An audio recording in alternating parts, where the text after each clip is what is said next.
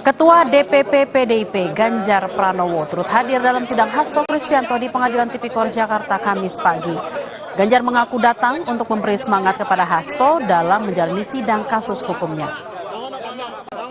Lebih lengkap soal jalannya sidang Hasto Kristianto di Pengadilan Tipikor Jakarta, kita bergabung dengan jurnalis Kompas TV Niputu Trisnanda dan juru kamera Febri James. Selamat siang Putu, fakta apa saja yang sudah digali jaksa dari keterangan 3 saksi yang dihadirkan hari ini? Ya, selamat siang Bella dan juga saudara. Sampai dengan siang hari ini ada sedikit perubahan sebetulnya. Kalau tadi disampaikan ada 3 orang saksi yang dihadirkan oleh jaksa penuntut umum begitu dari KPK. Ini ada 1 yang berhalangan hadir karena memang sedang dalam kondisi sakit begitu. Jadi mantan anggota Bawaslu Agustiani Tio ini tidak hadir atau tidak memenuhi panggilan dari jaksa penuntut umum untuk hadir sebagai saksi dalam persidangan kali ini, sehingga yang kemudian hadir sebagai saksi hanya ada 2, yakni ex-ketua KPU, yaitu Arief Budiman, dan juga mantan komisioner KPU yang juga merupakan mantan terpidana dalam kasus suap Harun Masiku, yakni Wahyu Setiawan, yang kemudian bersaksi. Dan juga saat ini proses yang tengah terjadi atau berjalan di persidangan adalah bagaimana kemudian jaksa penuntut umum ini menggali pengetahuan baik itu dari Arief Budiman ataupun juga dari Wahyu Setiawan terkait proses pergantian antar waktu anggota DPR RI.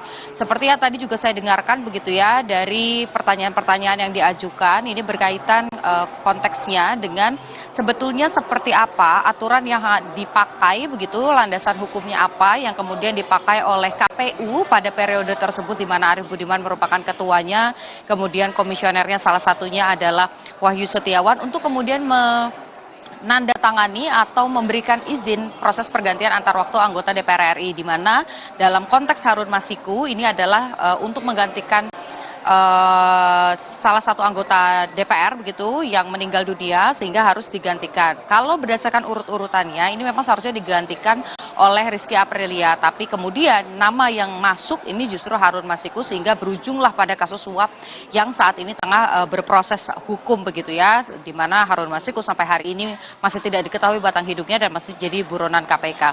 Dan tadi yang disampaikan bahwa memang pada awalnya Wahyu Setiawan yang merupakan mantan kader PDI Perjuangan atau juga memiliki kedekatan dengan PDI Perjuangan ini sudah menjelaskan bahwa itu tidak bisa dilakukan, Harun Masiku menggantikan pihak yang kemudian meninggal dunia, karena memang ada di urutan yang cukup rendah begitu jika dibandingkan dengan Rizky Aprilia, sehingga seharusnya adalah nama Rizky Aprilia yang menggantikan. Tapi karena pihak tersebut meninggal sebelum penetapan sehingga ada kerancuan dalam landasan hukum. Oleh karena itu pihak dari partai, yaitu PDI Perjuangan, ini bersurat, di mana surat itu ditandatangani oleh Ketua Umum dan juga Sekjen Partai untuk meminta kepada Mahkamah Agung terkait dengan fatwa tersebut. Ini seperti apa landasan hukumnya ketika misalnya calon yang kemudian sudah terpilih memiliki suara terbanyak meninggal dunia sebelum ditetapkan sebagai anggota DPR RI begitu, sehingga yang kemudian dikeluarkan oleh MA adalah ketika ada proses seperti itu, ketika ada situasi seperti itu,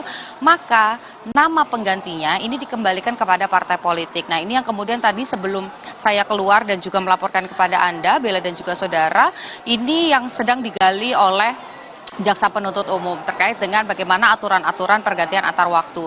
Bukan hanya itu saja, tadi juga sempat digali begitu terkait dengan hubungan Harun Masiku, bagaimana komunikasinya dengan Wahyu Setiawan, karena ini yang kemudian menjadi pihak yang melakukan suap begitu ya. Tapi tadi disampaikan dengan tegas beberapa kali oleh Wahyu Setiawan bahwa Wahyu Setiawan ini tidak pernah bertemu secara langsung dengan Harun Masiku, melainkan dengan pihak-pihak lain begitu.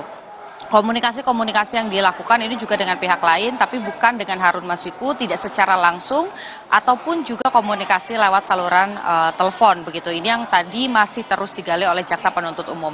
Nantinya bukan hanya JPU saja, tapi dari kubu Hasto Kristianto akan juga punya kesempatan untuk bertanya kepada 2 orang saksi, yakni Arief Budiman dan juga Wahyu Setiawan, di mana kalau pagi hari tadi saya tanya kepada kuasa hukum Hasto Kristianto, yakni Roni Talapesi, yang disoroti justru perubahan keterangan atau kesaksian dari Wahyu Setiawan yang berbeda pada tahun 2020 pada saat dirinya berproses di peradilan begitu ya.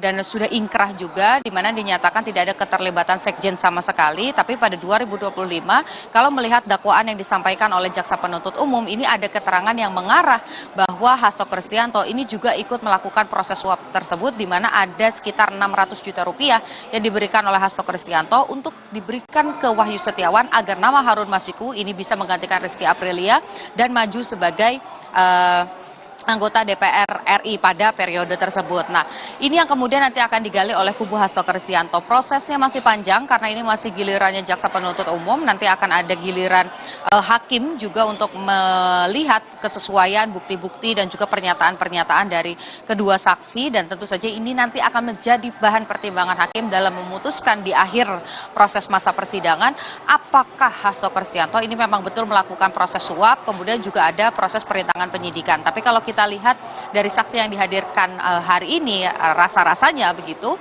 ini akan lebih banyak menggali soal bagaimana proses nama Harun Masiku ini masuk ke dalam bursa pergantian anggota pergantian antar waktu begitu ya, ketimbang proses perintangan penyidikannya. Karena kalau dari tadi saya tidak melihat ada pertanyaan begitu dari jaksa penuntut umum yang berkaitan dengan proses perintangan penyidikan, di mana ada upaya merendam, ada perintah begitu dari Hasto Kristianto yang disebut oleh jaksa merendam telepon seluler untuk menghilangkan barang bukti ataupun juga hal-hal lain. Ini belum ditanyakan. Apakah itu akan menjadi bagian soal perintangan penyidikan? Nanti kita akan tunggu sama-sama karena ini masalah hukum, kita tidak boleh berandai-andai begitu ya. Jadi kita harus menantikan bagaimana pertanyaan-pertanyaan yang akan diberikan. Tapi sampai dengan saat ini memasuki pukul 12 siang, Bella dan juga saudara, pertanyaannya masih seputar dugaan suapnya. Jadi ini kan ada dua perkara, ada perkara terkait dengan dugaan suap dan yang satu lagi soal perintangan penyidikan disidangkan dalam waktu yang bersamaan. Nah, kira-kira unsur suapnya ini terpenuhi atau tidak? Apakah keterangan-keterangan saksi ini memberatkan Hasto Kristianto